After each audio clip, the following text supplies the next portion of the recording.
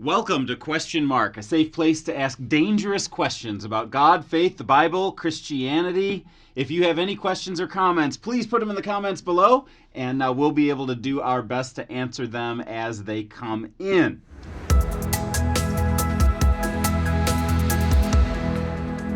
Today our question comes from Genesis chapter 6, verses 1 through 4, where we read this very weird passage in the Bible. Listen to this. When human beings began to increase in number on the earth and daughters were born to them, the sons of God saw that the daughters of humans were beautiful, and they married any of them that they chose.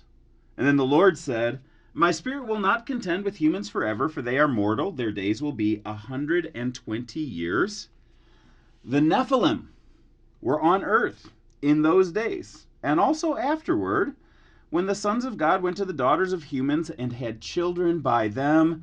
They were the heroes of old, the men of renown." Which makes us ask the big fat question, who are the Nephilim? And before we answer the question about who are the Nephilim, you have to ask the question, who are those sons of God, and who are those daughters of men? If you can answer this question, it will help you to answer the question about the Nephilim themselves. And I found that scholars have 3 different answers that they like to give to this question, and we'll tackle them each one at a time. Now, the first answer of this is that the sons of God were people who were royalty. These were the people who were the kings and queens during the time, and the daughters of men were just common people. So you have kings and you have the common folk. And these were sons of God as kind of a euphemism. Like, these are the ones who are the big deals. These are the ones who are in charge of everything. And the daughters of men were just normal, ordinary people. And normally you wouldn't mix between royalty and ordinary, but in this case, they were mixing. The second possibility that we see happening in this arena would be that some of them were the angry people, the mean people, the bad people who would be the descendants of Cain. Then others of them would be the happy people. These would be those who would be the descendants of Seth. And in Genesis chapter 4, you read about the descendants of Cain and how terrible they were. And then in Genesis 5, you read about the descendants of Seth and that they were really good people, including folks like Noah and Enoch and Lamech. And you find that the evil people perhaps married the good people, the sons of God, the daughters of men, creating a third race. Then the third possibility that's there is that you literally just have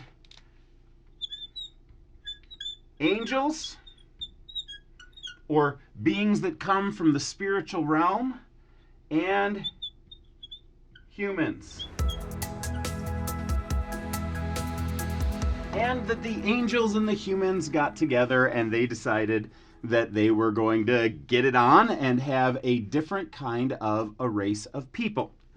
Well, of course, these 3 possibilities leave you with 3 very different conclusions about who the Nephilim were. And similarly, you could number them 1, 2, and 3. Because if, in fact, the sons of God and the daughters of men were people who were the kings and the common folk, well, then the Nephilim would be people who would be warriors. These are the heroes of old, the men of renown. They were the ones who, because of their mixed raceness, were able to bring people who are common folks and royalty together and rally armies together and make things really good for the people. When you've got the mixture of Cain and Seth, you have a very interesting question. And that is, you have multi-ethnic leaders.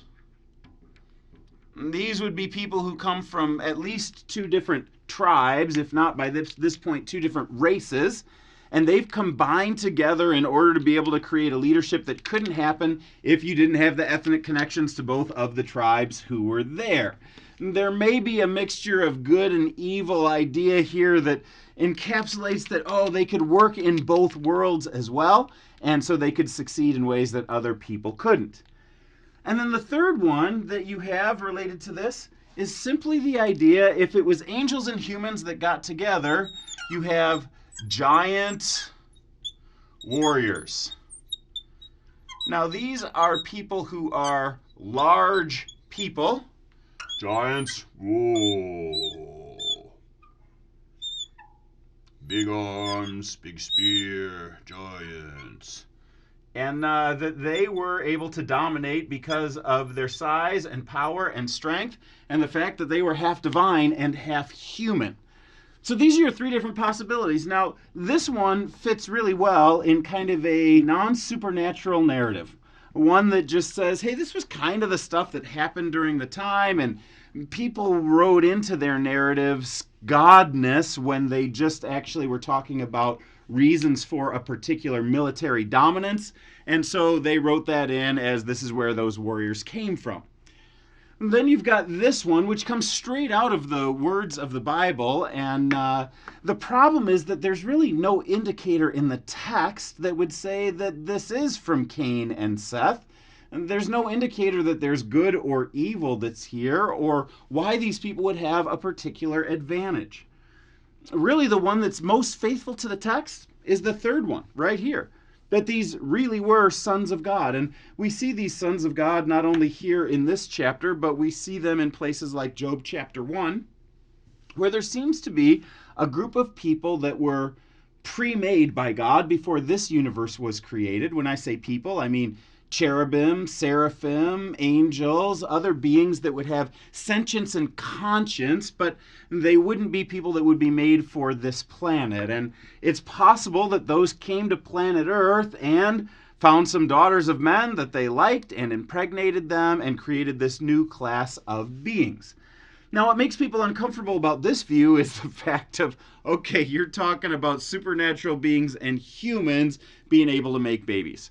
And I can understand why this would give people pause, but if you're someone who's a follower of Jesus who believes in the Bible, just to point out that you believe that this did happen in Matthew chapter 1 and the opening chapters of Luke when the Holy Spirit overshadowed Mary and a supernatural being brought into being a life through Mary. So certainly in the Christian worldview, it's a plausible idea, and in fact, just based on the text, it's my most preferred option of what we see happening here in the text. These people were giant warriors, they were heroes, because they had some kind of supernatural powers that were different than others. In fact, we see them show up once again in Numbers chapter 13, verses 28 and 33, where the people of Israel are going in to explore the new land, and they see giants there. They say we were like grasshoppers in their eyes. They were the descendants of Anak. They were the Nephilim. And you ask the question, okay, if it says that they were descendants of Anak, the Nephilim, the giants who were still existing at that time, it doesn't make sense that they would come from either of these two categories. It makes the most sense that they would come from this category.